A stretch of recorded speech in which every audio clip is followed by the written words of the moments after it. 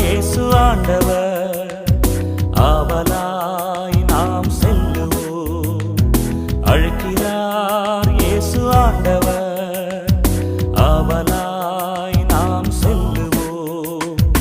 அவர் பலியினில் கலந்திட, அவர் ஒளியினில் நடந்திட, அவர் பலியினில் கலந்திட, அவர் ஒளியினில் நடந்திட, சாட்சிகளாய் என்றும் வாழ்ந்திட இந்நாளிலே அழைக்கிறார் இயேசு ஆண்டவர் ஆவலாய் நாம் செல்லுவோம்.